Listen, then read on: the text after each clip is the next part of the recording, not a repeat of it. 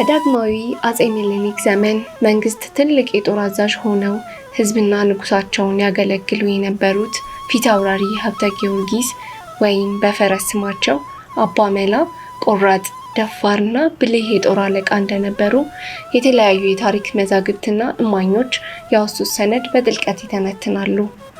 ታዲያ ዛሬ ልንነግራችሁ የተነሳ ነው የጦር ተጋድሎና ድላቸውን ሳይሆን አባ መላ ትልቅ የፍርድ ሰው እንደስማቸውም አባ መላ እንደነበሩ ነው።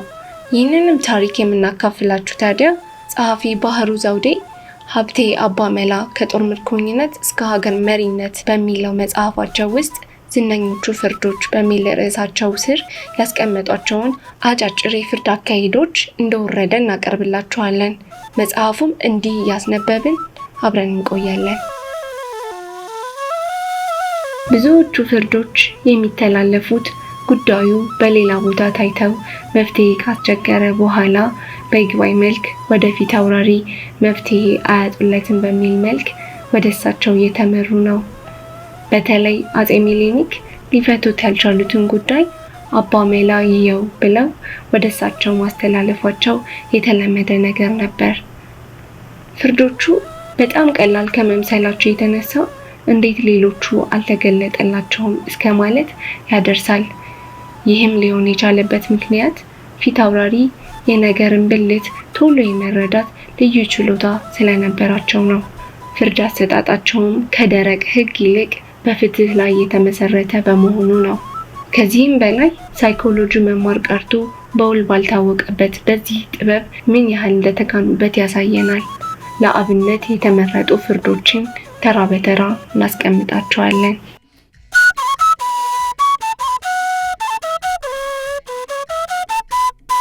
እናት ልጇን አትስትም።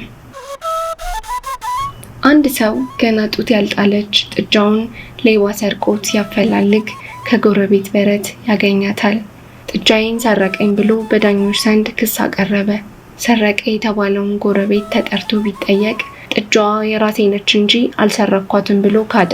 በነገሩ የተቸገሩት ዳኞች ጉዳዩን ወደ ፊታውራሪ ይመሩታል። ፊታውራሪም ጥጃዋን አስቀርተው ከሳሽና ተከሳሽ ጥጃዋ የወለደችውን ላም እንዲያመጡ ያዟቸዋል።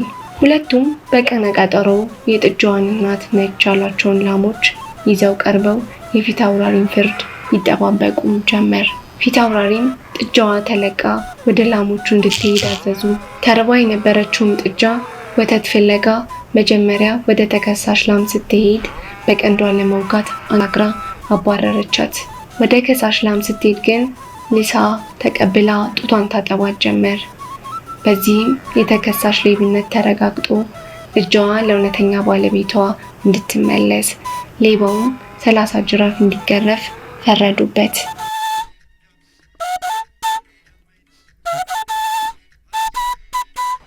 ሊያደርጉብህ የማትፈልገውን በሌላ ላይ አታድርግ። ሁለት ጓደኛሞች ልጆች የሾላ ፍሬ ለመሰብሰብ አስበው አንደኛው ዛፍ ላይ ወጥቶ ሲያወርድ ሁለተኛው ከታች እየተቀበለ ይሰበስብ ነበር። ድንገት ከላይ ያለው ልጅ ይንሸራተትና ታች ያለው ጓደኛው ላይ ይወድቃል። በዚህም ሰበብ ሾላው ላይ ይሰበስብ የነበረ ልጅ ይሞታል። የሟች አባት ጉዳዩን ወደ ዳኞች አቅርቦ የልጄ ገዳይ በሞት ሊቀጣ ይገባል ብሎ አቤት አለ። የተከሳሽ ቤተሰብ ሁለት ልጆች ባልንጀሮች እንደነበሩና ልጃቸው ጓደኛውን የገደለው አውቆ ሳይሆን በድንገተኛ አደጋ ስለሆነ በጉማም የደም ካሳ እንዲገላገሉ ጥያቄ ያቀርባሉ። ይሁን እንጂ የሟች አባት ይህንን ሐሳብ አልቀበልም በማለቱ በነገሩ የተቸገሩት ዳኞች ጉዳዩን ወደ ፊታውራሪ ይመሩታል። ፊታውራሪም መጀመሪያ የሟች አባት የጉማውን ሐሳብ እንዲቀበል ለማግባባት ይሞክራሉ። እሱ ግን እምቢተኝነቱን መጽናቱን ከተመለከቱ በኋላ አባት ገዳዩን ልጅ ለመግደል እንደሚችል ነገር ግን በፍትሐ ነገሥት ሕግ መሰረት አገዳደሉ ተመሳሳይ መሆን ስላለበት ሾላ ዛፍ ላይ ወጥቶ ልጁ ላይ በመውደቅ እንደሚሆን ፍርድ ሰጡ። ነገሩ ያልጣመው ከሳሽም ይቅርብኝ ብሎ ለማፈግፈግ ተገደደ።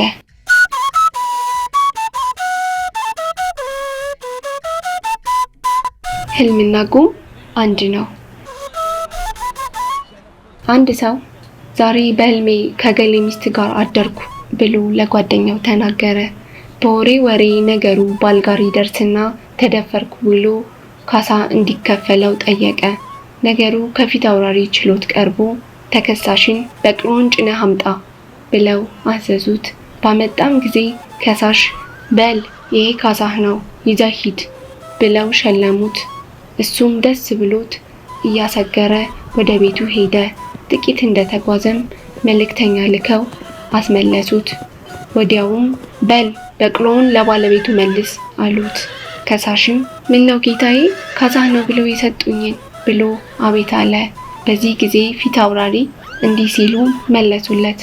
አየህ ሁለታችሁም ምኞት ነው። እሱ ሚስትህን በህልሙ እንጂ በውኑ አልተገናኛትም። አንተም የተመኘኸውን ካሳ ስላገኘ በዚሁ ይበቃሃል ብለው ሁለቱንም አሰናበቷቸው።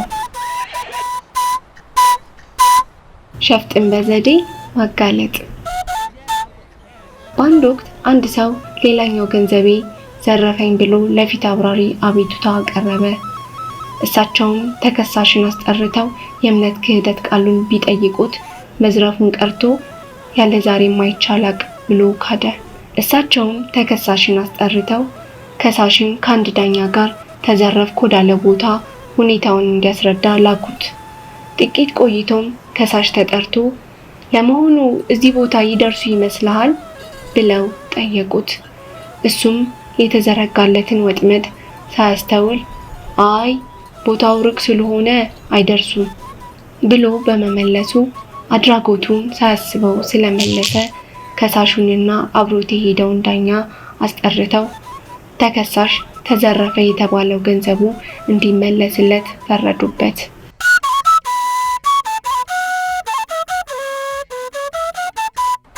ሴተኛ ዳሪ እንደ ሚስት። አንድ ሰው አንድ ሴተኛ ዳሪ 2 ማርትሬዛ ብር ከፍሎ ለማሳደር ይስማማል።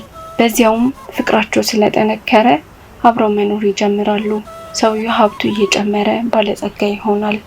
እያደር ግን እንዴት ሴተኛ ዳሪ አግብተህ ትኖራለህ የሚለው የዘመዶቹ ትወታ አላስቀምጥ ስላለው ሌላ ሚስት ሊያገባ ፈልጎ ከቤቱ ጭልኝ ይላታል። እሷም ከቤት የማወጣልህ ከሆነ ካፈራነው ሀብት የድርሻዬን አካፍለኝ ትለዋለች። እሱም አንድ ቀን መተሽ እዚህ ቀረሽ እንጂ በ80 ያላገባውሽም የምን ሀብት ነው የማካፍልሽ ብሎ ያባርራታል። ሴትየዋም ለፊት አውራሪ ችሎት አቤቱታዋን ታሰማለች። የታደሙት አስተያየት ሰጪዎችም የሰውየውን ሀሳብ በመደገፍ የጋብቻ ውል ሳይኖራት ሀብቱን የመካፈል መብት የላትም ሲሉ ፈረዱባት። በዚህም ጊዜ ፊት አውራሪ በጉዳዩ ካሰቡበት በኋላ ሴትየዋን ስንት ዓመት አብረው እንዳደሩ ጠየቋት። እሷም 5 ዓመት መሆኑን ተናገረች። ይህኔ ፊት አውራሪ አየሴት ነገር ይህን ያህል ዓመት እንዴት ያለ ጋብቻ ውል ተቀመጥሽ? ስለዚህ ሰውየው ሀብቱን ሊያካፍልሽ ምንም ግዴታ የለበትም ብለው ሲፈርዱ ሰውየው በደስታ ፈነደቀ።